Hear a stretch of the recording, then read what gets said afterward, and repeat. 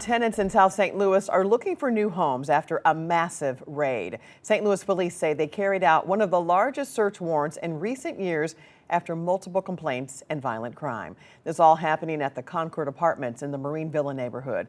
These apartments are located on the 3600 block of Illinois Avenue. Justina Coronel was there today as multiple people moved out. She's in studio with the latest. Kelly, officers arrested 13 people for various weapon and drug charges. Officers also issued summons to 63 people for occupying a condemned building. All of them were forced out for dangerous conditions. Now, we've learned the city condemned the Concord Apartments in February. However, some tenants tell me it wasn't until the raid when they realized their new reality. I mean, I have 6 years worth of stuff here. This is my life, my books and everything. And, you know, I was told, pack up.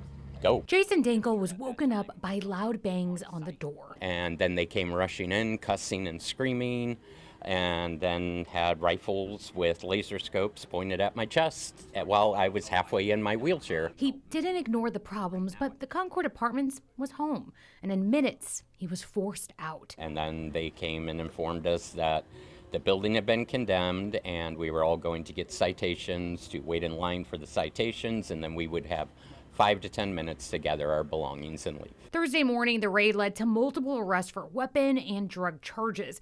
Initially, tenants were given a small window to move until the legal advocacy group Arch City Defenders stepped in. We were able to get a pause for the folks whose building had not already been boarded up. The city condemned the Concord Apartments in February. The ward alderwoman says the Concord Apartments have been a problem property for years. And earlier this week, a fire broke out in a dumpster, causing damage to the back of the building. Officials say that damage left the building even more unsafe. Nobody officially ever let us know, nothing in the mail, nobody knocking on the door or anything. Latasha Watson isn't showing her face, but she's speaking up for her mom. And we was telling her then, hey, you know, it's time to move, but for the amount of the rent, where you gonna go? Her mom hasn't paid rent for over a year after checks bounced back. Same goes for Dangle. The owner disappeared on us. As tenants leave, Watson calls for more city involvement. Hold these landlords accountable.